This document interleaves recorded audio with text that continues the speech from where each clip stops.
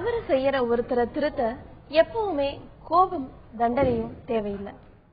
பரீட்சைக்கு படிக்காம விளையாடிட்டு இருக்கிற ஒரு மாணவன் கிட்ட ஏன் படிக்க மாட்டேங்கிறன்னு சத்தம் போடுறதை விட போன பரீட்சையில நல்ல மதிப்பெண் எடுத்ததை சொல்லி பாராட்டுனா அந்த பாராட்ட தக்க வைக்கணுங்கிற எண்ணமே ஒரு ஊக்கமா அமைஞ்சு இந்த தேர்தலையும் நல்ல மதிப்பெண் பெறணும் அப்படிங்கிற சிந்தனை அவன் மனசுல வளரும்.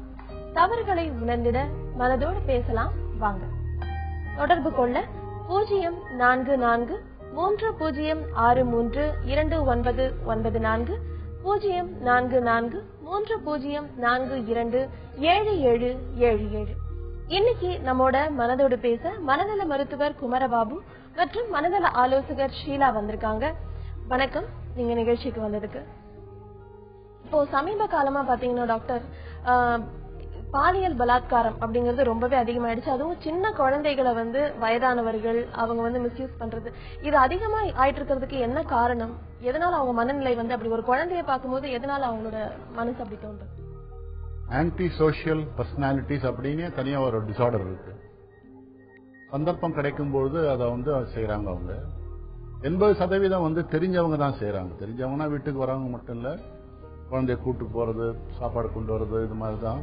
ஒன்லி 20% தான் வெளியாட்கள் செய்யறாங்க. அது ஒரு மனோவக்கரம். அது தண்டிக்கப்பட வேண்டிய பெரிய குற்றம். குழந்தைகளை சென்சிடைஸ் செய்யணும், தாய்மார்களையும் சென்சிடைஸ் செய்யணும். நம்ம மனதோடு பேசலாம்ல கன்னியாகுமரியில இருந்து ஸ்ரீராம் தொடர்புல இருக்காரு. வணக்கம் ஸ்ரீராம். வணக்கம் மேடம். சொல்லுங்க ஸ்ரீராம், நீங்க எதை பகிர்ந்துக்க போறீங்க? மேடம், எனக்கு நைட் தூக்கத்துல பல்லு கடிக்கிறது இருக்கு. ஸ்ரீராம், கொஞ்சம் சத்தமா பேச முடியுமா? நைட் தூக்கத்துல எனக்கு பல்லு கடிக்கிறானா வீட்டுல சொல்றாங்க.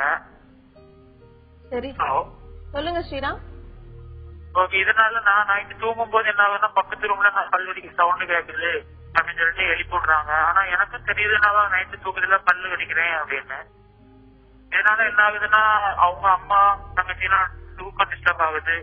இதனால நானும் அவங்க என்னுடைய ரூமுக்குள்ள வரும்போது நான் முடிச்சிடறேன். பல் கடியே நின்றுது ஆட்டோமேட்டிக்காவே. அவங்க ரூம் விட்டு வெளியே போனோம்னா பல் கடிக்கிறேன் அப்படி கம்ப்ளைண்ட் பண்றாங்க. அதனால ரொம்ப கஷ்டமா இருக்கு. அத பத்தி ஏதாவது சொல்லுங்க. இதுக்காக நீங்க டாக்டர் போய் பாத்தீங்களா ஸ்ரீராம்? இல்ல, பாக்கல. எவ்வளவு நாளா இந்த மாதிரி இருக்குன்னு சொல்றாங்க உங்க வீட்டுல? ஒரு 3 years இருக்கு. நான் இது பெருசா எடுக்கல. ஆனா இப்போ வர வர கொஞ்சம் சிவியரா அவங்க வீட்டுல சத்தம் போடும் போது எனக்கு கொஞ்சம் டென்ஷனா இருக்கு. சரி, இது எதனால உங்களுக்கு இந்த மாதிரி ஒரு நடக்குதுன்றத நம்ம ஷீலா கிட்ட கேட்கலாம். ஷீலா, நீங்க சொல்லுங்க, இவருக்கு எதனால அந்த பல் கடிக்கிற அந்த இது தூக்கத்துல நடக்குது? ஏதாவது இருக்கலாம், பட் இது டாக்டர் கரெக்டா எக்ஸ்பிளைன் பண்ணுவாங்க. டாக்டர், இது பிரக்சிசம்னு பேரு. காமன் காஸ் வயிற்றுல பூச்சிகள், நாக்கு பூச்சிகள் இருக்கலாம். அதை முதல்ல டெஸ்ட் பண்ணி எடுக்கணும். மேடம் சொன்ன மாதிரி ஆங்ஸைட்டி கூட காரணமா இருக்கலாம் ஸ்லீப் டிசார்டர்ஸ்ல. இதுதான் ரெண்டு மெயின் காஸ். அது டாக்டரை பார்த்து மோஷன் டெஸ்ட் பண்ணி அந்த பூச்சிகளை அகற்றிட்டா 50% சான்ஸ் குறையத்துக்கு வாய்ப்பு இருக்கு. ஸ்ரீராம், டாக்டர் சொன்ன மாதிரி நீங்க ஒரு மருத்துவரை அணுகி அதுக்கான பரிசோதனைகளை செஞ்சு பாருங்க. அப்போ நிச்சயமா இந்த பிரச்சனை உங்ககிட்ட இருந்து போயிடும். அடுத்ததா துபாயில இருந்து பாக்கியலட்சுமி நம்ம கூட தொடர்புல இருக்காங்க. வணக்கம் பாக்கியலட்சுமி. ஹலோ. வணக்கம் பாக்கியலட்சுமி. ஆக்சுவலா என் பேர் பாக்யா, நான் துபாயில இருந்து பேசுறேன். நைட்டு என் ஹஸ்பண்ட் ஸ்னோரிங் ரொம்ப அதிகமா இருக்கு. அதனால என்னன்னா எனக்கு தூங்க முடியல, ஸ்ட்ரெஸ் ரொம்ப அதிகமாகுது. இதனால டென்ஷனா ஆகுது. அப்புறம் இதனால என்னன்னா என் குழந்தை சின்ன தப்பு பண்ணாலும் அவனை போட்டு அடிக்கிற கோபம் ரொம்ப வருது. இது என்ன ப்ராப்ளம், எப்படி சால்வ் பண்றது சார்? இத பத்தி நம்ம டாக்டர் கிட்ட கேட்கலாம் பாக்கியலட்சுமி. அவங்க ஹஸ்பண்ட்க்கு ஸ்னோரிங் ரொம்ப அதிகமா இருக்கு, அதனால இவங்களுக்கு டிஸ்டர்ப் ஆகுதுன்னு சொல்றாங்க டாக்டர். அவருக்கு என்ன பண்ணணும்? ஸ்னோரிங் நிறைய காசஸ் இருக்கு. அதுக்கு அடினாய்டு ஒரு ப்ராப்ளம், ஸ்லீப் ஆப்னியா கூட வரலாம். ஒரு நரம்பியல் டாக்டரை பார்த்து ஸ்லீப் டிசார்டர்ஸ் தான் இருக்கான்னு கூட பார்க்கணும். இப்பதான் ஸ்லீப் ரிசர்ச்சுக்கே டாக்டர்ஸ் நிறைய பேர் இருக்காங்க. அதை பார்த்து கன்சல்ட் பண்ணா she will get a cure of this. Baakiyalakshmi, நீங்க உங்க ஹஸ்பண்ட ஒரு மருத்துவர்கிட்ட கூட்டிட்டு போய் எந்த பிரச்சனையினால அவருக்கு குரட்டை வருது அப்படின்னு செக் பண்ணி பாத்தீங்கன்னா அவங்க சொல்ற அறிவுரைகள் படி நடந்தீங்கன்னா அவருக்கு இந்த குரட்டைங்கிற பிரச்சனை சரியா போயிடும். அடுத்ததா நாமக்கல்ல இருந்து வித்யா நம்ம கூட தொடர்புல இருக்காங்க. வணக்கம் வித்யா. ஹலோ. வணக்கம் வித்யா, சொல்லுங்கம்மா, நீங்க எதை பகிர்ந்துக்க போறீங்க? என் பையனுக்கு 24 வயசு ஆகுதுங்க. சரி. அதிக கோவப்படுறாங்க. எது இருந்தாலும் டிவி பார்த்துருந்தா டிவி உடைக்கலாம்னு தோணுதுமா அப்படிங்கிறாங்க. சரிங்க. அப்புறம் மறுபடியும் பக்கத்து உறவினர் குழந்தைங்க இருக்குது, அதை கையில வச்சுட்டு நம்ம இருந்தாலும் குழந்தை போட்டுட்டு ஓடலான்னு இருக்குது அப்படிங்கிறாங்க. சரி. அப்புறம் மறுபடியும் வீட்டுல எந்த பிரச்சனையா இருந்தாலும் கோவப்பட்டு அடிக்கடி தாங்க பண்றாங்க. சரிங்க. அதுதான் சரின்ட்டு உங்களுக்கு கால் பண்ணலாம் அப்படின்ட்டு. அவருடைய கோவம் எவ்வளவு நாளா இந்த மாதிரி அதிகமா கோவப்படுறாரு உங்களுடைய மகன்? இப்போ ஒரு 6 மாசமா இருக்கிறாங்க. சரி, நம்ம இத பத்தி கேட்கலாமா? ஷீலா, இவருடைய மகன் ஆக்சுவலா அவங்க பிறவி குணமா இருந்ததுன்னா முதல்ல இருந்தே இருந்திருக்கும். அது பர்சனாலிட்டி டிசார்டர், பர்சனாலிட்டி ப்ராப்ளமா இருக்கும். பட் இவங்களுக்கு திடீர்னு இது மாதிரி வந்ததுனால ஒரு 6 months அப்படின்னு சொல்றாங்க. அதனால இந்த 6 monthsல என்ன காஸ்ன்னு பாக்கலாம். இப்ப 24 yearsனா அவங்களுக்கு வேலை முடிச்சுட்டு படிப்பு முடிச்சுட்டு வேலை கிடைக்கலையா, இது மாதிரி ஏதாவது லவ் ஃபெயிலியரா, ஏதாவது வேற ஏதாவது காஸ் இருக்கும், ஹெல்த் இஷ்யூஸா, அது எதனால கோபம்னு தெரிஞ்சு அதை ரெக்டிஃபை பண்ணாதான் அவங்க கோபத்தை கொஞ்சம் ஸ்டெப் பை ஸ்டெப்பா ஏதாவது என்ன சொல் தெரப்பி மூலமா இது மாதிரி கொஞ்சம் சரிப்படுத்தலாம். ஆங்கர் மேனேஜ்மெண்ட்லாம் இருக்கு. அதுக்கு முதல்ல அந்த ரூட் காஸ் என்னன்னு கண்டுபிடிக்க சொல்லுங்க. பக்கத்துல சைக்காட்ரிஸ்ட் கிட்டயோ இல்ல சைக்காலஜிஸ்ட் கிட்ட ஐஷன் போக சொல்லுங்க. அந்த காஸ் கண்டுபிடிச்சிட்டு அதுக்கு தகுந்த போல ட்ரீட்மெண்ட் கொடுக்கலாம். வித்யா, நீங்க உங்களுடைய மகனை ஒரு நல்ல மனநல மருத்துவர்கிட்ட கூட்டிட்டு போங்க. இல்ல நீங்களே கூட அவர்கிட்ட மனம் விட்டு பேசுங்க. என்ன காரணத்தினால அவர் சமீப காலமா அதிகமா கோவப்படுறாரு அப்படிங்கறத நீங்க கேளுங்க. அதுக்கப்புறமா அவருக்கு அப்பவும் அதுக்கான பதில் உங்களுக்கு கிடைக்கலன்னா டாக்டர் கிட்ட கூட்டிட்டு போங்க. நிச்சயமா அவருடைய கோபங்கள்லாம் குறைஞ்சிடும். அடுத்ததா கும்பகோணம்ல இருந்து விஜி நம்ம கூட தொடர்புல இருக்காங்க. வணக்கம் விஜி. வணக்கம் மேடம், நான் கும்பகோணம் பேசுறோம். சொல்லுங்க மேடம். நம்ம வெளியில ஏதாவது போனா ஒரே பதட்டமா இருக்கு, ஒரு மாதிரி பயம். சொல்லுங்க. ஒரு மாதிரி பயம், ஒரு பதட்டம், மயக்க வர மாதிரிலாம் இருக்கு மேடம். எதனால தெரிஞ்சுக்கலாமா? வெளியில எங்க போனாலும் உங்களுக்கு அந்த மாதிரி இருக்கா, இல்ல குறிப்பிட்ட ஏதாவது ஒரு இடத்துக்கு போகும்போது அப்படி தோணுதா? இல்ல, வெளியில எங்கேயாவது போறப்ப, தனியா போறப்ப. தனியா போகும்போது பதட்டம் இருக்கு? ஆமா சார் மேடம். சரி, இதுக்கான ஆலோசனை என்ன நம்ம டாக்டர் கிட்ட கேட்கலாம். போபிக் ஆங்ஸைட்டி, அதாவது அகராபோபியா, தனியா போக முடியாது. கூட யாராவது வந்தா போக முடியுதா கேளுங்க. விஜய், உங்க கூட யாராவது வரும்போது உங்களுக்கு இந்த பயம் பதட்டம் இருக்கா? அப்ப இல்ல மேடம், அப்ப லைட்டா இருக்கு. சரி, தனியா போகும்போது? ஆமா மேடம். ஆனா கூட யாராவது வந்தாலும் உங்களுக்கு அந்த பயம் இருக்கு இல்லையா? லைட்டா இருக்கு. குறையுது. ஆகவே இது அகராபோபியா தான் வருது. அகராபோபியாக்கு பெஸ்ட் மேனேஜ்மெண்ட் சைக்காலஜிஸ்ட் தான் சொல்லணும். ஆக்சுவலா கொஞ்சம் நீங்க இது கொஞ்சம் கொஞ்சமா இந்த ஃபியரை நீங்க எப்படி பண்ணலாம்னா ரிப்பீட்டடா கொஞ்சம் தனியா போய் பழகுங்க. எப்பயுமே ஃபியரை ஃபேஸ் பண்ண தெரியணும். அதை அவாய்ட் பண்ணாம கொஞ்சம் டிஸ்டன்ஸ் போங்க. தனியா போகும்போது ஒரு கான்பிடன்ஸ் வருதுன்னா இன்னும் கொஞ்சம் டிஸ்டன்ஸ் போங்க. அது மாதிரி ஸ்டெப் பை ஸ்டெப்பா நீங்க போக போக தான் உங்களுக்கு அந்த ஃபியர் போகும். நீங்க எப்பயுமே கூட கூட்டிட்டு போனீங்கன்னா தான் ஃபியர் இல்ல அப்படின்னு நீங்க நினைச்சிட்டீங்கன்னா அந்த மைண்ட் செட்டை சேஞ்ச் பண்ணுங்க. ஃபியரை ஃபேஸ் பண்ண கத்துக்கோங்க முதல்ல. Okay madam. விஜய், ஷீலா சொன்ன மாதிரி உங்களுக்கு எங்க போகும்போது வெளியில போகும்போது பயமா இருந்ததுன்னா நீங்க முதல்ல தனியா போய் பழகுனீங்கனாலே அந்த பயம் உங்களை விட்டு போயிடும். டாக்டர், இப்ப இந்த பயம் அப்படிங்கிற விஷயம் அது இயற்கையா அவங்களுடைய குணம் சம்பந்தப்பட்ட விஷயமா, இல்ல அவங்களுடைய சூழ்நிலை அந்த மாதிரி அவங்க பாதியிலே கூட பயம்? ஏன்னா சில பேருக்கு டிராவல் பண்ணும்போது பயம் இருக்கு, மற்ற நேரத்துல எல்லாம் எனக்கு பயம் இல்லை அப்படின்னு சொல்லுவாங்க. எதனால அந்த பயம் அப்படிங்கிறது வருது? ஒரு பக்கம் இயற்கை, அவங்களுடைய ஜீன்ஸ்ல நேச்சர், இன்னொன்னு சுற்றுப்புற சூழல் நர்ச்சர். எப்பவுமே ரெண்டும் சேர்ந்தாதான் ஒரு சிம்டம் வெளியில வரும். நேச்சர் நர்ச்சர் இன்டராக்ஷன்ல பயம் அப்படிங்கிறது ஆங்ஸைட்டியா இருக்கலாம், அல்லது பேனிக் லெவல் கூட போகலாம். அண்டர்லைங் காஸ் மனசோர்வுன்னு சொல்ல டிப்ரெஷனா கூட இருக்கலாம். ஸோ அதெல்லாம் ரூல் அவுட் பண்ணிட்டு வெறும் ஆங்ஸைட்டி வந்ததுன்னா ரிலாக்ஸேஷன் தெரப்பி சைக்காலஜி சொல்லி தருவாங்க. நாங்க ஆன்டி ஆங்ஸைட்டி மருந்துகள் டயசிபாம், புரோனசிபாம் மாதிரி போடுவோம். ரெண்டும் சேர்ந்து ட்ரக் ட்ரீட்மெண்ட்டும் சைக்காலஜிக்கல் சப்போர்ட் ரெண்டு இருந்தா ஒரு 6 மாசத்துக்குள்ளத முழுமையா கூட குணப்படுத்த முடியும். அடுத்ததா குமரேசன் சென்னையில இருந்து நம்ம கூட தொடர்புல இருக்காரு. வணக்கம் குமரேசன். மேடம் சொல்லுங்க குமரேசன், நீங்க எதை பகிர்ந்துக்க போறீங்க? மேடம், நான் ஒரு 20 இயர்ஸா குடிச்சிட்டு இருக்கேன். சரிங்க. அது பாக்க போட்டிருக்கேன். சரி. ஆனா அது ட்ரீட்மெண்ட்லாம் பல இடத்துல ட்ரீட்மெண்ட் இப்போ குடிய நிப்பாட்ட மேடம் நான் இப்போ. சரிங்க. ஹலோ, சொல்லுங்க குமரேசன், கேக்குது சொல்லுங்க. இது பாக்க விட முடியல மேடம். சரி. எனக்கு காதல பேச கொஞ்சம் இருக்கு, குழந்தை கேக்குறது. சரி. இது பயம் வெளியில இது பயம் அதிகமா ரொம்ப பயம் அதிகமா இருக்கு. நான் வெளியில எங்கேயும் போக முடியல, வேலைக்கு தான் போக முடியல. சரிங்க, இந்த பழக்கம் இருக்கிறதுனால உங்களுக்கு வேலைக்கு போக முடியலையா? ஆமா மேடம். சரிங்க, டாக்டர் பேசணும் மேடம். தாராளமா பேசுங்க. கடைசியா எப்போ குடிச்சீங்க குமரேசன்? மேடம் சார் நான் வந்து ஒரு 6 மாசம் முன்னாடி குடிச்சேன் சார். அதுக்கு அப்புறம் குடிக்கவே இல்லையா? இல்ல இல்லைங்க சார். அதான் உங்களுக்கு வந்து சைக்கோ ட்ரீட்மெண்ட் எடுத்துருக்கேன் சார். நானு எடுத்துதான் குடி நிறுத்தினேன் சார். அது பார்க்க போறது நிறுத்த முடியல சார். அது கொஞ்சம் நிறுத்தினாரும் பட் பாக்க போடுறது குடியே நிறுத்த முடிஞ்சதுன்னா பார்க்க ஈஸியா நிறுத்த முடியணுமே. நான் குடிதான் ரொம்ப 20 இயர்ஸ் பார்க்க போட்டுருந்தேன் சார். அதனால முடியல சார்.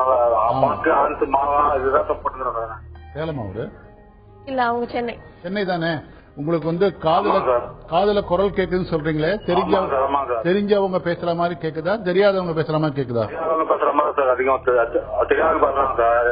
தெரிஞ்சவங்க பேசுற மாதிரி தெரியாத பேசுற மாதிரி சார். ஒரு குரலா பல குரலா? ஒரு குரல் தான் சார். வெளியில போனாதான் நான் ஃபாலோ பண்ற மாதிரி எனக்கு ஃபீல் இருக்கு சார். எனக்கு யாரும் ஃபாலோ பண்றாங்க, எங்க ஃபாலோ பண்றாங்க ஃபீல் இருக்கு சார். நீங்க அரசு மனநல காப்பகத்தில் இருக்கிற புறநோயாளி பகுதிக்கு நாளைக்கு போய் 7 மணிக்கு போய் ரிப்போர்ட் பண்ணீங்கன்னா உங்களுக்கு சரியான வைத்தியம் பண்ணுவாங்க. இதை ஈஸியா குணப்படுத்த முடியும். நீங்க காலம் தாழ்த்தாம நாளைக்கே நீங்க போறது நல்லது. சரிங்க சார். குமரேசன், டாக்டர் சொன்ன மாதிரி நாளைக்கே நீங்க போய் மருத்துவர் அணுகுங்க. உங்களுடைய இந்த பிரச்சனைகள் உங்களை விட்டு போயிடும். அடுத்ததா சேலம்ல இருந்து செல்வம் நம்ம கூட தொடர்புல இருக்காரு. வணக்கம் செல்வம். வணக்கம். சொல்லுங்க செல்வம், நீங்க எதை பகிர்ந்துக்க போறீங்க? எனக்கு இப்போ ஒரு 26 இயர்ஸ் ஆச்சு. ஆக்சுவலி நான் படிப்பு முடிச்சுட்டு பிசினஸ் ஆக்சுவலி ஒர்க் பண்ணேன். பிசினஸ் ஸ்டார்ட் பண்ணிருந்தேன்.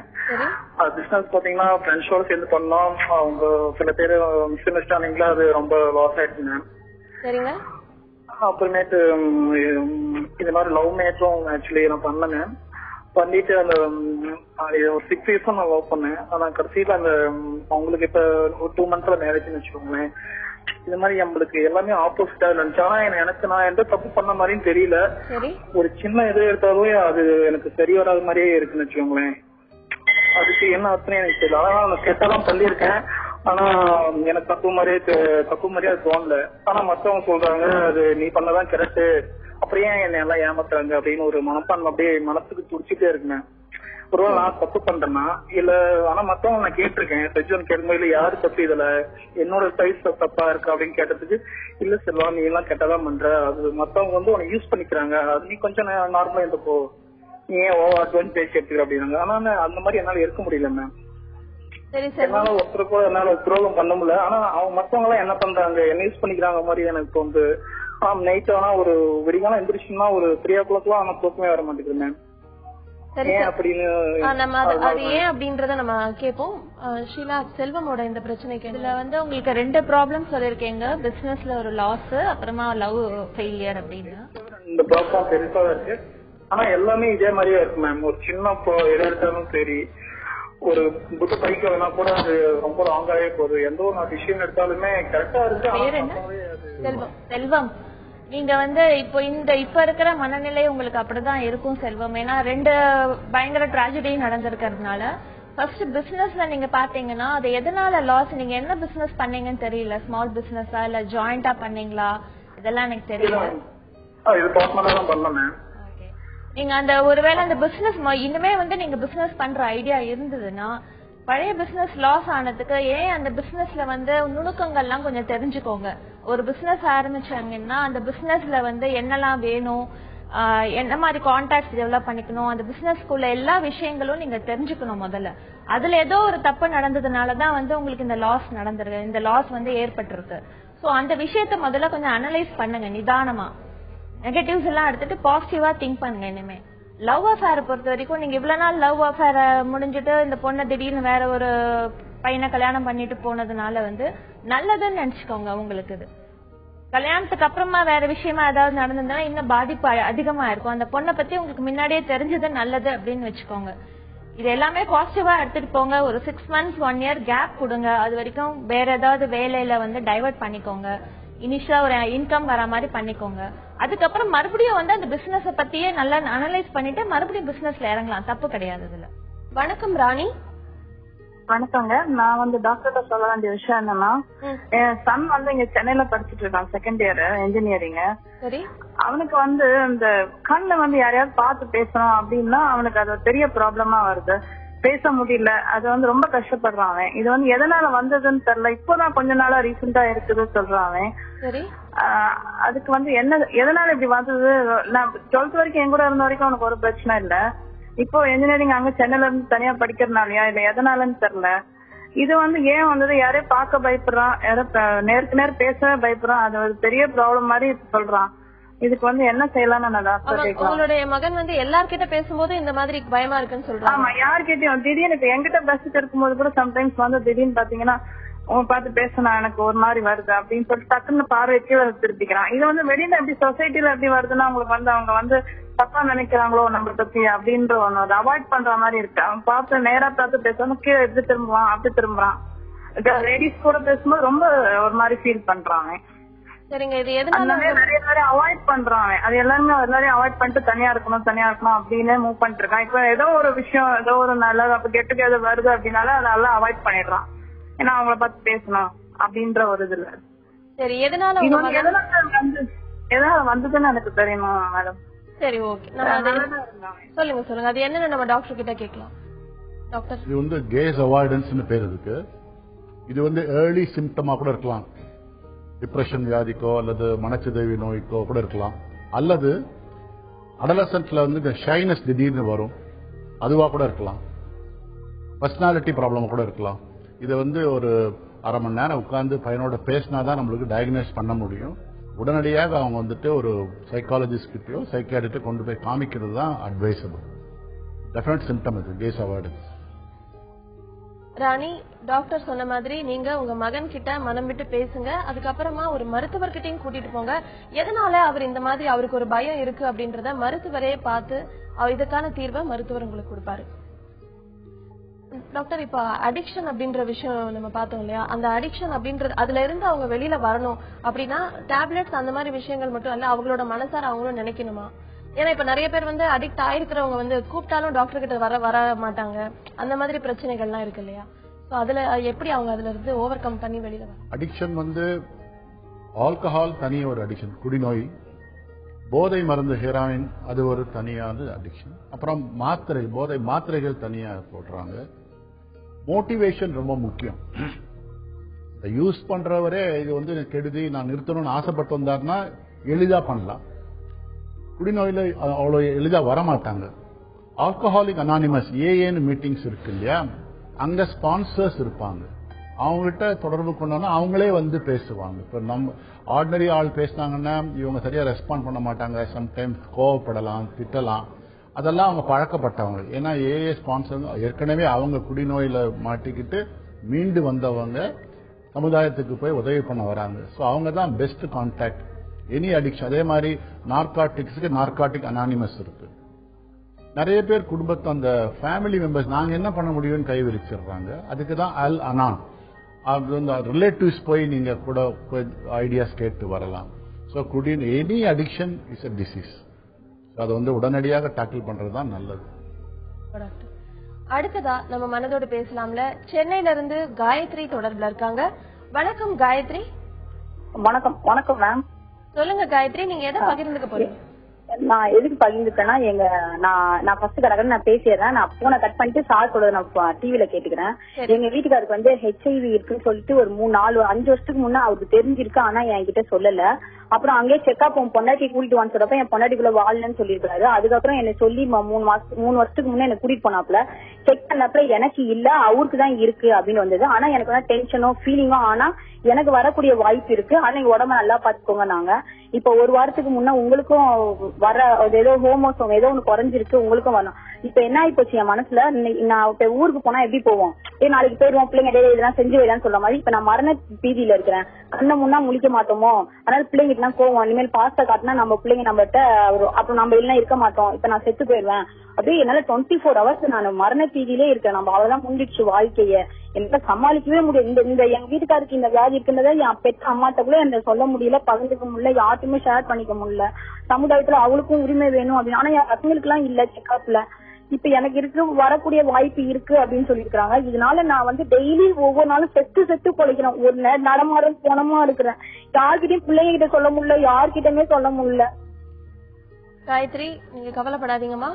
இந்த பிரச்சனைக்கு என்ன ஆலோசனை வழங்குறாங்க நம்ம டாக்டர் கிட்ட கேட்கலாம். ஹெச்ஐவிக்கு வந்து ஊகம் பண்ண வேண்டிய அவசியம் இல்லை. அவங்க டெஸ்ட் பண்ணி இருக்கு இல்லைன்னு டெஃபினட்டா கண்டுபிடிச்சிடலாம். இப்போ இது வரைக்கும் வரலன்னு சொன்னா மேற்கொண்டு வரதுக்கு உடலுறவு மூலமா தான் வர முடியும் ஹஸ்பண்ட் ஒய்ஃபுக்குள்ள. அதை சேஃப் செக்ஸ்ல பண்ணலாம். அப்படி ஹெச்ஐவி ஆரம்ப கட்டமா இருந்தா கூட இப்பதான் ட்ரீட்மெண்ட் நிறைய கொடுக்குறாங்க. இல்ல அவங்க கவர்மெண்ட் ஹாஸ்பிட்டலோ இல்ல பிரைவேட் டாக்டரை பார்த்து நிச்சயமா அவங்க வந்து ட்ரீட்மெண்ட் எடுக்கணும். அவங்களுக்கு இருக்கிற அந்த மன சிம்டம்ஸ் தான் secondary to the HIV fear. அதுக்கு கவுன்சில் பண்ணலாம், அதுக்கு தனியா ஆன்டிடிபன்ஸ் போடலாம்.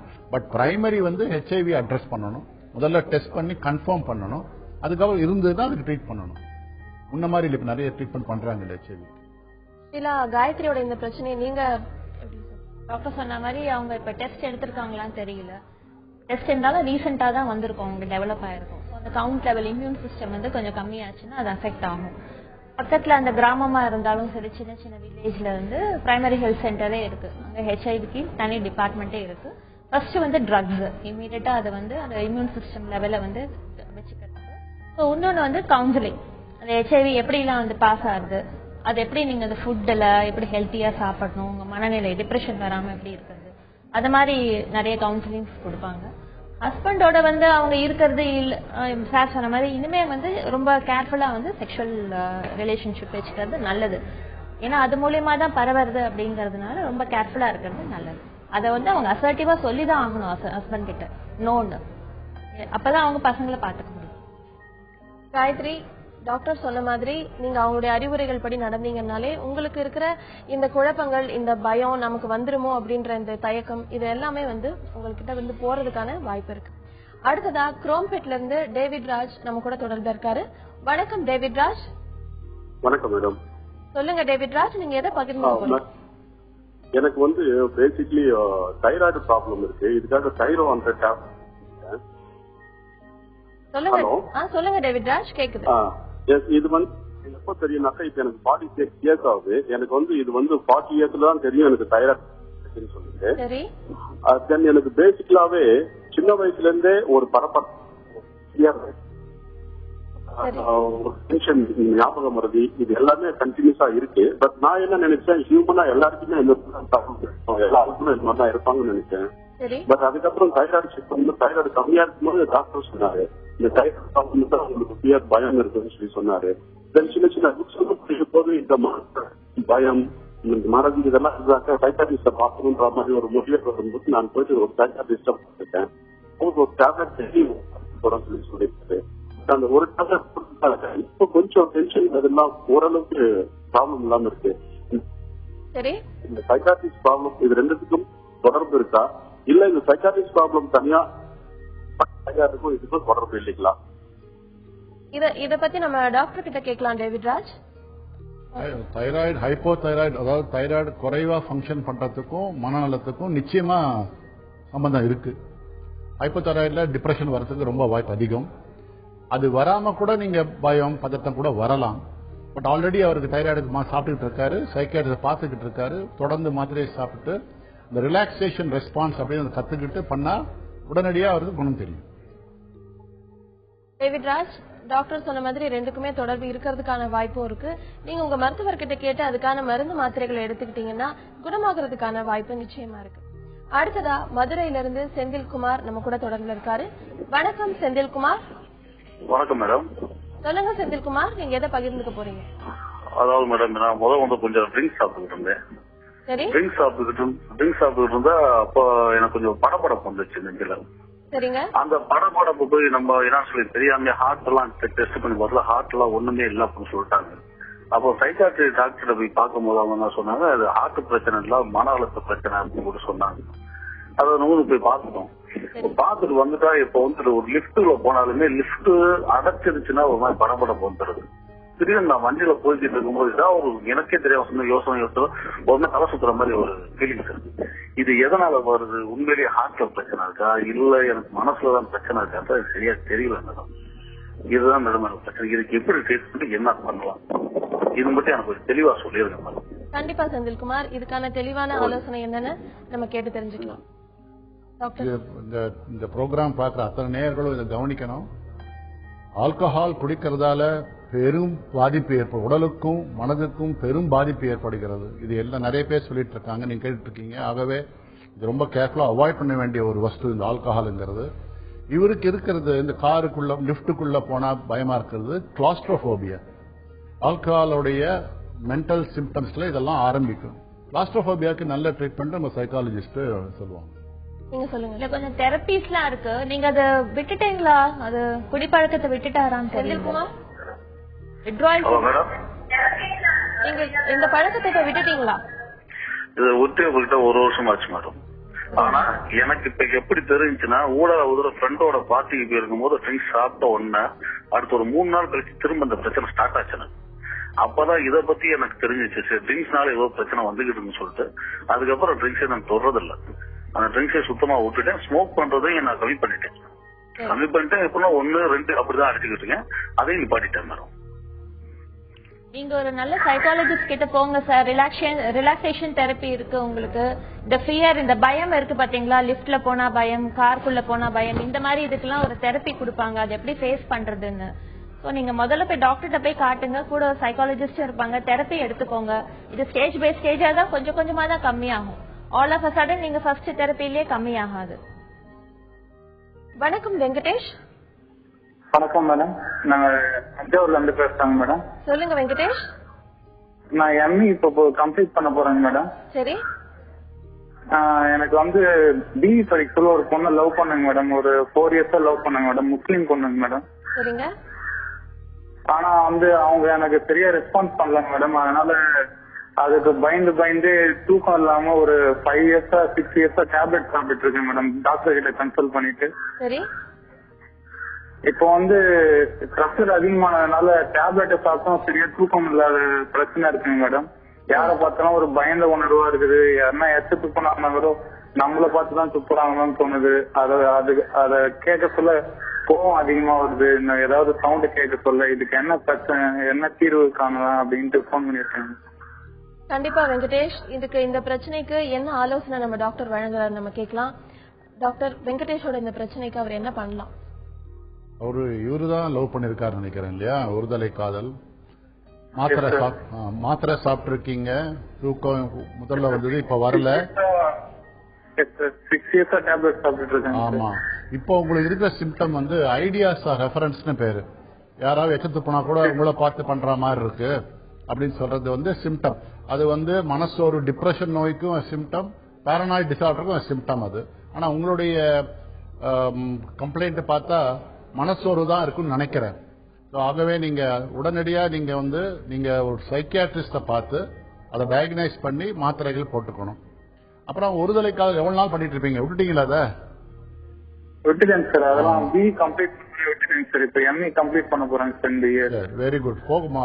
உங்க படிப்புல கான்சென்ட்ரேட் பண்ணுங்க. உங்க ஹெல்த்துக்கு நீங்க உடனடியா டாக்டர் பாருங்க. இந்த ஐடியாஸ் ரெஃபரன்ஸ்ங்கிறது டெஃபினட் சிம்டம். அது டிப்ரெசிவ் இல்னஸா இருக்கலாம் உங்களுக்கு. அதுக்கு மாத்திரை போட்டாலும் கவுன்சிலிங் பண்ணாலும் 2 சேர்த்து பண்ணாலும் ஒரு 3 மாசத்துக்குள்ள நல்ல இம்ப்ரூவ்மெண்ட் கிடைக்கும். தள்ளி போடாதீங்க, உடனே போய் டாக்டரை பாருங்க. வெங்கடேஷ், டாக்டரோட அறிவுரைகளை எடுத்துக்கோங்க. நீங்க உங்க படிப்புல கான்சென்ட்ரேட் பண்ணுங்க. ஒரு நல்ல மருத்துவரை அணுகுங்க. உங்களுடைய இந்த பிரச்சனைகள் தீர்றதுக்கான வாய்ப்பு கண்டிப்பா இருக்கு. அடுத்ததா சென்னையில இருந்து மோகன் நம்ம கூட தொடர்புல இருக்காரு. வணக்கம் மோகன். ஹலோ. வணக்கம் மோகன். என் பேர் மோகன். சொல்லுங்க. டாக்டர் கிட்ட பேசணும். பேசுங்க. ஹலோ. சொல்லுங்க மோகன். சார், நான் ஒரு 15-16 வருஷமா ட்ரிங்க்ஸ் பண்ணிருக்கேன். சரி. இப்போ ஒரு 7 மாசமா சாப்பிடுறது இல்ல. மீட்டிங் போயிட்டு இருக்கேன். மீட்டிங்ல வந்து இப்போ போயிட்டு ஒரு 7 மாசமா போயிட்டு இருக்கேன். இப்போ பாத்தீங்க உடல்நிலை வந்து ரொம்ப மோசமா இருக்கு. அதாவது மெது பிடிக்கிறது, இந்த எலும்பு முதுக்கீழ கால் எலும்பு இருக்குல்ல சார், அது ரொம்ப வலி இருக்குது. ஒரு சிலர் என்ன சொல்றாங்கன்னா ட்ரிங்க்ஸ் விட்டதுனால உங்களுக்கு ஒன்னொன்னா காட்டும் அப்படின்னு சொல்றாங்க. இல்ல ஒரு வாரத்துல ஒரு நாள் வச்சுக்கலாம் அப்படின்னு சொல்றாங்க. அதனால என்னால வாரத்துல ஒரு நாள் வச்சுக்க முடியாது. அது வந்து ஃபுல் அடிக்ட் ஆயிட்டேன் நானு. அதான் ஒரே மனசு போராட்டமா இருக்கு சார். இந்த வாரத்துக்கு ஒரு நாள் வச்சுக்கிறது வந்து தலைக்கு எண்ணெய் வச்சுக்குங்க, பட் இந்த ஆல்கஹால் வைக்காதீங்க. அது எப்பவுமே உங்களுக்கு வந்து எல்லா விதத்திலையும் அது உடம்புக்கும் மனதுக்கும் ரொம்ப பாதிப்பு ஏற்படுத்தும். முதல்ல வந்து வயிற்றுல உங்களுக்கு குடிக்கிறதால கேஸ்ட்ரைட்டிஸ் வயிற்று புண் ஏற்படும், நரம்பு தளர்ச்சி ஏற்படும், மூளையில பாதிப்பு ஏற்படும், கல்லீரல்ல உங்களுக்கு லிவர் டேமேஜ் ஏற்படும். எப்படி பார்த்தாலும் குடிக்கிறதுங்கிறது ஒரு வியாதியை உண்டாக்குற செயல். அது அறவே தயவு செய்து யாராவது சொன்னாங்கன்னா அவங்களுடைய நட்பையும் உடனே கட் பண்ணுங்க. எந்த ஊர் அவரு? சென்னை. சென்னை தானே, ஏகப்பட்ட ஹாஸ்பிட்டல் இருக்குல்ல நம்ம கவர்மெண்ட் ஹாஸ்பிட்டல்ஸ்ல. அங்க வந்தீங்கன்னா உங்களுக்கு வந்து உங்களுடைய உடம்பை சீராக்கி டாக்டர் தருவாங்க. மேற்கொண்டு நீங்க அதை பாதுகாத்துக்கணும். அறவே குடிய நீங்க நிறுத்தணும். மோகன், டாக்டர் சொன்ன மாதிரி நீங்க அவருடைய அறிவுரைகள் எடுத்துக்கோங்க. அது போக நீங்க இந்த குடிப்பழக்கத்தை சுத்தமா நிறுத்தணும் அப்படின்றதான் அவர் சொல்லியிருக்காரு. நீங்க அதற்கான முயற்சிகள்ல இறங்குங்க. அடுத்ததா தூத்துக்குடியில இருந்து பெயர் சொல்ல விரும்பாத ஒரு சகோதரி தொடர்புல இருக்காங்க. வணக்கம். சொல்லுங்க. மேடம் காய்படம் பேசுறேன் மேடம். தூத்துக்குடி மாவட்டம் காய்படம் பேசுறேன். சரி சொல்லுங்க. என் பிள்ளைக்கு வந்து மேடம், என் பிள்ளைக்கு வந்து 2 வயசுல சுகர் ஏற்பட்டுச்சு. நீங்க கொஞ்சம் சத்தமா பேச முடியுமா? என் மகளுக்கு டாக்டர் வயசு 2 வயசுல சுகர் ஏற்பட்டுச்சு மேடம். இன்சுலின் போட்டுட்டு இருக்கேன் பாப்பாக்கு. சரி. இப்ப வந்து அது வந்து பிள்ளைக்கு வந்து சைல்டு வந்து வித்தியாசமான கேரக்டர். இன்சுலின் போட வித்தியாசமான கேரக்டர் பண்ற கோபம் வருது, பயங்கர கோபம். நான் தான் ஃபர்ஸ்ட் செய்யணும், நான் தான், அதாவது நான் எந்த வேலை பார்த்தோம் திருப்பி ரிஜெக்ட் பண்ணிட்டு நான் தான் அந்த வேலையை பார்க்கணும்னு வேலையை பார்க்கலாம். எனக்கு தம்பி ரீசெண்டா தம்பி ஒரு பாப்பா பிறந்துச்சு. அவங்க ஹலோ சொல்லுங்க, கேட்டுட்டு இருக்கேன் சொல்லுங்க. இல்ல இப்ப கோவம் வந்து யாருக்கு, ஒரு நிமிஷம், கோவம் வந்து யாருக்கு அதிகமா வருதுன்னு சொன்னீங்க? சுகர் ஏற்படுத்தி நம்ம சுகர் 2 வயசுல சுகர் ஏற்படுத்தி மேடம் பிள்ளைக்கு. சரி. இப்ப அந்த பிள்ளைக்கு இன்சுலின் போட்டுட்டு இருக்கேன். சரி. அந்த பிள்ளைக்கு இப்ப கோபம் ஜாஸ்தியா இப்ப 7 வயசு அவங்களுடைய குழந்தைக்கு கோபம் அதிகமா வருதா? கோபம் அதிகமா வருது. கல்லால அடிக்கிறா, கையில என்ன கிடைக்கா தூக்கி அடிக்கிறா. சரி. இப்ப தம்பி ஒரு பிறந்துச்சு, 5 மாசம் ஆகுது. சரி. டாக்டர், அந்த குழந்தைக்கு வந்து இப்ப 2 வயசுலயே வந்து சுகர் இருந்ததுனால இன்சுலின் போட்டுட்டு இருக்கேன். இப்ப கோவம் அதிகமா படுறா. தம்பி பிறந்திருக்கான்னு சொல்ல, மேபி அது என்ன பொசசிவ்னஸா இருக்கலாமா? சிப்ளிங் ரைவல்ரியா இருக்கலாம். டைப் 1 டயபெட்டிஸ்லயே சில பேருக்கு வந்துட்டு சில மென்டல் கண்டிஷன்ஸ் வர வாய்ப்பு அதிகம். இன்ஃபேக்ட் டைப் 1 டயபெட்டிஸ் டிப்ரெஷன்லாம் ரொம்ப ஹெவிலி காரிலேட் ஆகுது. பட் கல்லால் அடிக்கிறா அப்படிங்கிறது டெஃபினட்டா symptom has to be addressed இல்லையா? ஸோ முதல்ல சைக்கலாஜிக்கல் எவாலுவேஷன் பண்ணணும். சைக்காலஜிஸ்ட் ஒப்பீனியன் கேட்டுக்கோங்க அதை பத்தி, ஆங்கர் மேனேஜ்மெண்ட் பத்தி. டாக்டர் சொன்ன மாதிரி அசஸ்மெண்ட்ஸ்க்கு போகலாம் குழந்தைய கூட்டிட்டு. தம்பி பாப்பா பிறந்திருக்கிறதுனால அதுதான் மெயின் அஃபெக்ட் ஆகுதா அப்படிங்கறது. மேபி அந்த இன்ஜெக்ஷன்ஸ்னாலயும் கொஞ்சம் இருக்கும் சைட் எஃபெக்ட்ஸ். பட் இந்த குழந்தை திடீர்னு பிறந்ததுன்னா அது ஆடட் ஆயிருக்கு அவங்களுக்கு. வேற ஒன்றும் இல்லை, ஆங்கர் மேனேஜ்மெண்ட்லாம் இருக்கு. அந்த பொண்ணுக்கு எப்படி இம்பார்ட்டன்ஸ் கொடுக்கணும், தேவைப்பட்ட அளவுக்கு எப்படி இம்பார்ட்டன்ஸ் கொடுக்கணும், எதை வந்து இக்னோர் பண்ணணும், அது மாதிரி சில இதெல்லாம் பேரண்ட்ஸ்க்கு நாங்க வந்து சொல்லிக் கொடுப்போம். ஸோ அந்த மாதிரி ஒரு சைக்காலஜிக்கல் அசஸ்மெண்ட் பண்ணிட்டு அது என்ன ஆக்சுவல் ப்ராப்ளம்னு தெரிஞ்ச அப்புறமா அவங்கள வந்து ட்ரீட்மெண்ட் பண்ணலாம். கண்டிப்பா. அடுத்ததா நம்ம கூட திருப்பூர்ல இருந்து காயத்ரி தொடர்புல இருக்காங்க. வணக்கம் காயத்ரி. வணக்கம் மேடம். சொல்லுங்க காயத்ரி. மேடம், எனக்கு பாத்தீங்கன்னா கொஞ்சம் இந்த 1 வருஷமா யாராவது பேசுறப்ப அவங்க முகத்தை பார்த்து என்னால பேச முடியல, அவங்க கண்களை பார்த்து பேச முடியல. ஏதோ கொஞ்ச நேரம் பேசுறேன், அதனால ரொம்ப நேரம் பேச முடியல. கீழே எதையோ பார்த்து பேசிட்டு சரி பேச அவாய்ட் பண்ணிட்டு நான் கிளம்பிடுறேன். யார்கிட்ட பேசும்போது காயத்ரி?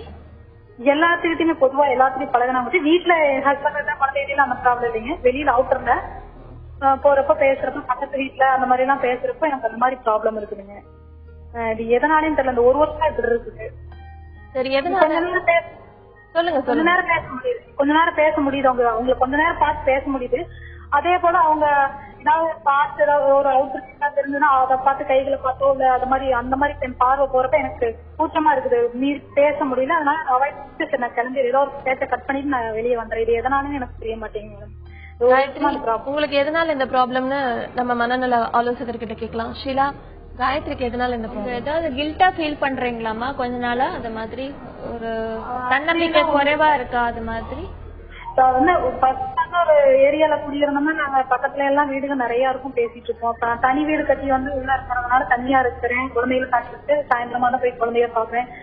தனியா பக்கத்துல யாரும் இருக்க மாட்டாங்க, தனிமையா இருக்கிறேன். ஹஸ்பண்ட் போனாருன்னா நைட்டு தான் வருவாரு. உங்களுக்கு லேடிஸ் கிட்ட பாக்கும்போது மட்டும் அந்த பிரச்சனை இருக்கா இல்ல ஜென்ஸ் கிட்ட பாக்கும்போது அந்த பிரச்சனை இருக்கா? எல்லார்கிட்டயும் அப்படிதான் இருக்குது மேடம், அப்படியே தான் இருக்கு. எல்லாருக்கும் ஜென்ஸ்னாலும் சரி லேடினாலும் சரி அந்த மாதிரி ப்ராப்ளம் இருக்குது. டாக்டர் உங்ககிட்ட ஒன்ஸ் அகைன் கேஸ் அவாய்டன்ஸ், கண்ணை பார்த்து பேச முடியல அப்படிங்கறது. பட் நீங்க லேடியா இருக்கிறதால பரவாயில்லையே, என்னை நான் பார்க்கும்போது மண்ணை நீ பார்க்கின்றாய்னு கவிதை எழுதியிருக்காங்களே, அது பெரிய பிரச்சனை கிடையாது. மேடம் கேட்ட மாதிரி உங்களுக்கு மனசுக்குள்ள பதட்டம் அல்லது மனசு ஒரு தனியா வாழ்ந்துட்டு இருக்கீங்க சொல்றீங்களா, வேற எங்கேயோ இருந்தாங்க முதல்ல, இப்ப தனியா வீடு கட்டி வந்துட்டாங்க. சோசியல் ஐசோலேஷன்ல கூட இது மாதிரி சில பேருக்கு சில பதட்டங்கள் வரலாம். பட் சில நேரம் கொஞ்ச நேரம் பேச முடியுதுன்னு சொல்றதால ஒன்னும் பிரமாதமான ப்ராப்ளம் இல்லைன்னு தோணுது. இருந்தாலும் ஒரு ஒப்பீனியன் வாங்குறது பெட்டர். வணக்கம் முத்துக்குமார். வணக்கம் மேடம். சொல்லுங்க முத்துக்குமார், நீங்க எதை பகிர்ந்துக்க போறீங்க? ஒரு பெட்டா முத்துக்குமார், நீங்க உங்களுடைய டிவி வால்யூம் கொஞ்சம் குறைக்க முடியுமா?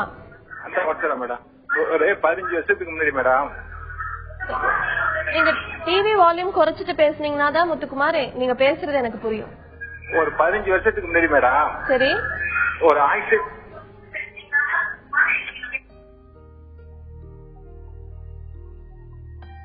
அவருடைய கால் கட் ஆயிடுச்சு டாக்டர்.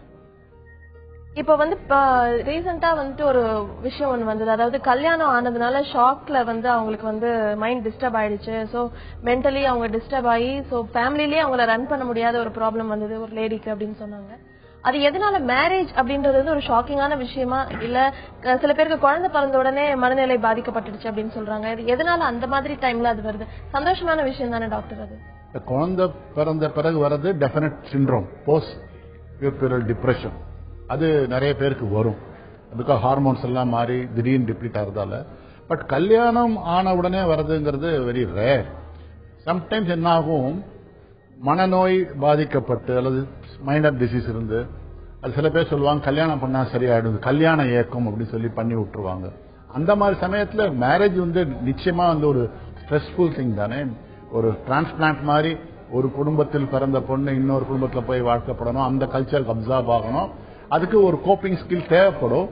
சில பேருக்கு வந்து அது அந்த ஸ்கில்ஸ் வந்து சஃபிஷியண்டா இருக்காது, அப்போ they will undergo certain problems.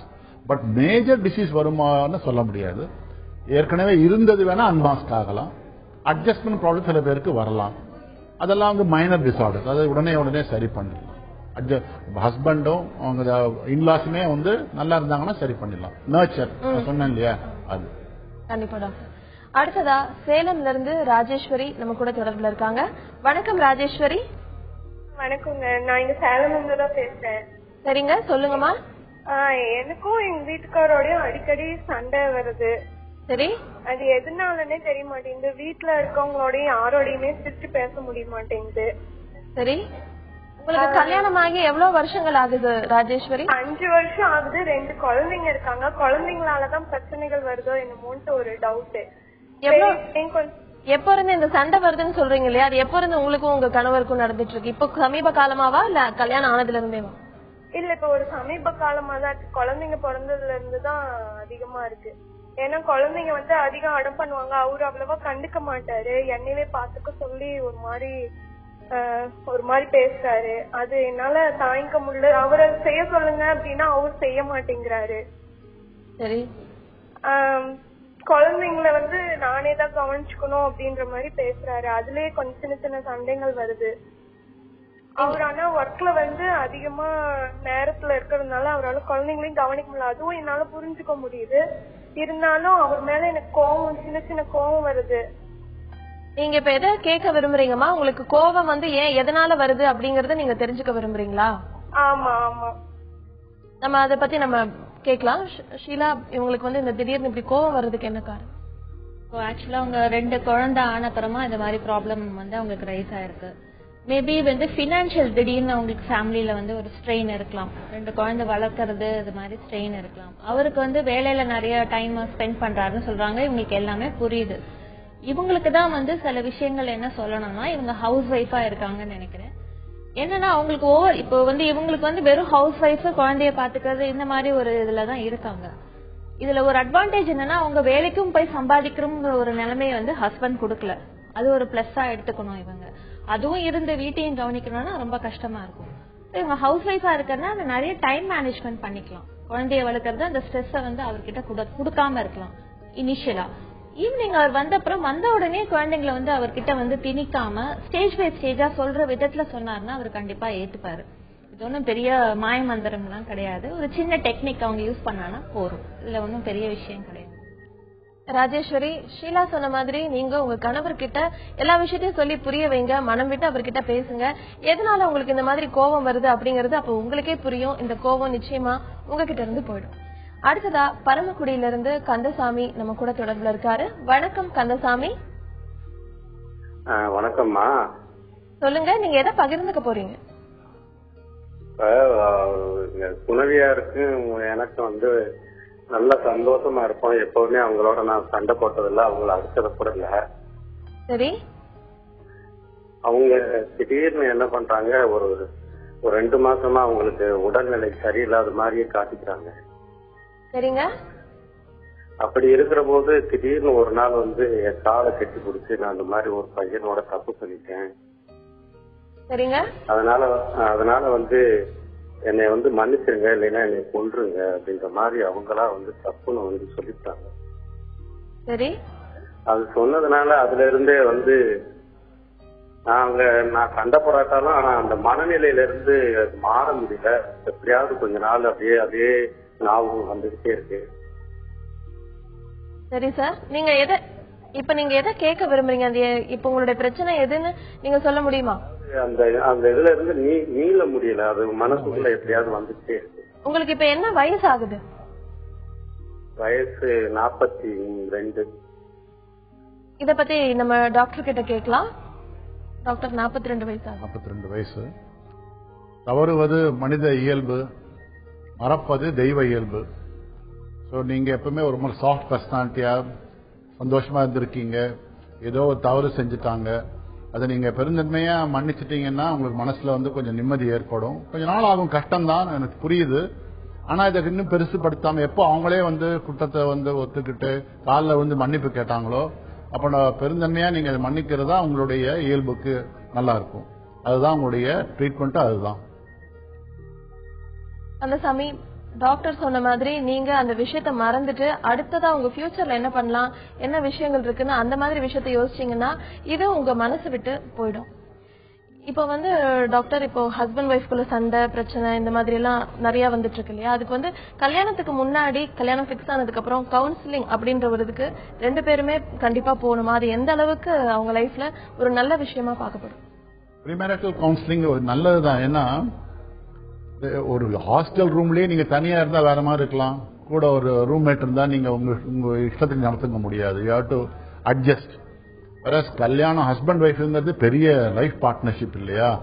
So எப்படி அதை ரிலேஷன்ஷிப் மெயின்டைன் பண்றது, அந்த ரிலேஷன்ஷிப்புடைய ஸ்ட்ராங் பாயிண்ட்ஸ் என்ன, எதெல்லாம் உங்களுக்கு ஹாட் ஸ்பாட்ஸ், அதெல்லாம் கவுன்சிலிங்ல நல்லா டிஸ்கஸ் பண்ணாங்கன்னா ஒரு கோச்சிங் மாதிரி தான். இப்போ எக்ஸாம் போகும்போது கோச் பண்ணிட்டு போனா நல்லா பண்றாங்க இல்லையா? அதே மாதிரி தான் இப்போ நம்ம தமிழ்நாட்டிலேயே ப்ரீமேட் கவுன்சில் நிறைய பேர் வராங்க. அது ஒரு வரவேற்கத்தக்க ஒரு மூவ்மெண்ட் தான். அது ப்ரீமேட் கவுன்சில் வெரி இம்பார்ட்டன்ட். சைக்காலஜிஸ்டும் அது இன்வால்வ் ஆயிருக்காங்க, அவங்களையும் கொஞ்சம் கேட்டுக்கணும். இதுக்கும் நீங்க சுருக்கமா, ஹஸ்பண்ட் ஒய்ஃப்னா ஒவ்வொருத்தருக்கும் ஒரு பர்சனாலிட்டி இருக்கும். சில பேர் ரொம்ப சப்மசிவாவே இருப்பாங்க, சில அத்தாரிட்டேட்டிவா இருப்பாங்க. இதெல்லாம் மேரேஜ்க்கு அப்புறம் பாத்தீங்கன்னா ஹஸ்பண்ட் 2 பேருமே ரொம்ப அத்தாரிட்டேட்டிவா விட்டு கொடுக்காம இருக்கிற நிலைமையில தான் பிரச்சனைகள் வரும். இல்ல ஒருத்தர் ரொம்ப சப்மசிவா இருந்து ஒருத்தர் அத்தாரிட்டேட்டிவா இருந்ததுன்னா ஓரளவுக்கு பேலன்ஸ்டா போயிட்டு இருக்கும். ஸோ இந்த மாதிரி விஷயங்கள், மாமனார் மாமியார் இருக்காங்களா முன்னாடியே எல்லாம் தெரிஞ்சுட்டு அவங்களுக்கு எப்படி அட்ஜஸ்ட் பண்றது, ஓரளவுக்கு தான் அட்ஜஸ்ட் பண்ண முடியும். எல்லாருக்கும் உடனே தலை குனிஞ்சு போனோம் அப்படிங்கிற நிலைமை இல்ல, எப்படி அந்த இதை சிச்சுவேஷனை டேக்கிள் பண்ணணும் அப்படிங்கறது அது மாதிரி எல்லாமே செக்ஸ் எஜுகேஷன் எல்லாமே பண்ணுவாங்க ப்ரீ மேரிட்டல் கவுன்சிலிங். ஏன்னா அதுலயும் நிறைய இஷ்யூஸ் வருது. இந்த நிகழ்ச்சிக்கு நம்ம நேயர்கள் கேள்விக்கெல்லாம் பதில் அளிச்சு அறிவுரைகளையும் வழங்கினீங்க. ரொம்ப நன்றி டாக்டர் குமரபாபு. நன்றி ஷீலா. ஒரு தேர் நகர சக்கரம் எவ்வளவு அவசியமோ அதே அளவுக்கு அச்சாணியும் அவசியம். செடி மரமா வளர வானத்திலிருந்து வர சூரிய ஒளி எவ்வளவு அவசியமோ அதே அளவு மண்ணில் இருக்கிற உரமும் அவசியம். இத்தனை வருஷமா நம்ம வாழ்க்கையில பல பேரை கடந்து வந்திருப்போம். அதுல நமக்கு வெளிப்படையா உதவினவங்க மட்டும் நம்ம வளர்ச்சிக்கு காரணம் இல்லை. நம்ம கவனிக்காம விட்ட சிலர் கூட மறைமுகமா நமக்கு பல நன்மைகளை செஞ்சிருக்கலாம். அதே போல மத்தவங்க வாழ்க்கைக்கு நம்மளால முடிஞ்ச உதவியை செய்யறதுதான் இவங்களுக்கு நம்ம செய்யற கைமாறு. மீண்டும் நாளை சந்திப்போம். மனதோடு பேசுவோம். உங்களிடமிருந்து விடைபெறுவது அன்புடன் ரேவதி.